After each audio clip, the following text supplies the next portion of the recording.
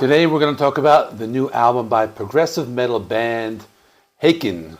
I think that's the pronunciation. I checked on Google Translate. Sometimes they say Haken. I'm going with Haken. So the album's called Fauna, and it's been inspired by the animal kingdom. All the songs are based on a specific animal. Now, you would think they would have called the album Animals, but that wouldn't make sense because obviously that name has already been taken by another big progressive rock band. But let's get back to this. So this band has been around for a while now. The first album was released in 2010. This is their 7th album and came out 3 years after the release of Virus from 2020, which strangely was written before the virus of 2020. So you can take that however you want. But anyway, I'm fairly new to the band. I started listening to them just to prepare for this album review. My impression is that they're a cross between like Radiohead and Porcupine Tree, but they're a little more daring. I think they're willing to go in different directions. It's not just metal. Sometimes they can get as heavy as like Meshuggah, but other times it's more 70s prog, like Yes or King Crimson. Sometimes they get jazzy. Definitely a band I'm interested in listening to some more. I was only able to listen to every album in the back catalog one time, but I did give this one a few listens to prepare for this. So this album has 9 songs. It's an hour long. Doesn't feel like a long album. All the songs are different styles. Like I said, they each talk about a different animal, but not specifically about animal behavior. More of an animal represents what the song is talking about. So I'll go into more detail about that as I get to it. Taurus is obviously about a bull. The album or the song is more about taking a journey, overcoming suffering, running from your past, but those are just common themes mentioned in the lyrics. The song starts with heavy pummeling riffs like Meshuggah, but then they get more melodic, something more reminiscent of like Evergrey. They balance those like thick, down-tuned guitar riffs with melodic sounds. I like the use of the deep string bends in the middle of the song, and that the song sets the tone for the album. It's a mix of that melodic and heavy. The Nightingale mentions the bird nightingale, and inspired by a fairy tale, I think it's called Nightingale. It's about an emperor who lives in China who enjoys listening to the birds when they sing. This one's more atmospheric and more electronic. I'm thinking like modern Radiohead. The song takes a jazzy route with some odd time signatures and isolated vocals. It's a good song. It has lots of twists and turns. Has more of a futuristic feel, and it mixes in guitars and keyboards. They use a variety of styles from fast-paced speed metal to like these like doomier vocal passages. Alphabet of Me was inspired by the movie Blade Runner. They make reference to different animals in the song like a unicorn and a snake. But this is probably my least favorite one. It sounds like modern pop.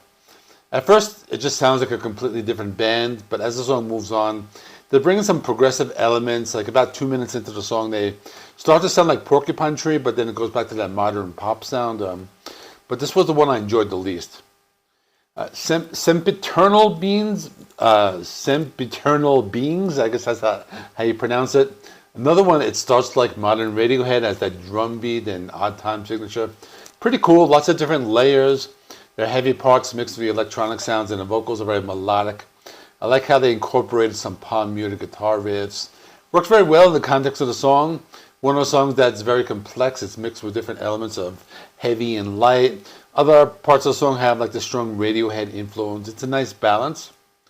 The White Rainbow brings back those heavy Meshuggah style riffs in the intro. Then you get a little more atmospheric and spacey. This one's pretty cool. Has like this soft jazz feel, and they use some unique sounds. I like the vocals on this one. There's one part in the song where they actually completely switch gears, and they do this jazzy interlude with some odd time signatures and piano sections, and I felt that this worked well with the song. I like the use of the distorted vocals, and I think this is one of the more adventurous songs. I thought it worked very well. Island in the Clouds is more of a Radiohead style electronic song. They use different time signatures, has some cool guitar tones. I thought it was decent and nothing that stood out for me, but it was okay. And then the song Love Bites seems to be a kind of love song, but they make a lot of references to what I understand as spiders or black widows. It's also the shortest song at 3.5 minutes. Song has some heavy machine gun riffing. Goes into a jazzy bass guitar driven feel in the verse section. I like the piano part. Sounds like 80s rock. It's pretty cool. The song has some pop elements. Not as poppy as that Alphabet of Me song, but the song was fairly catchy.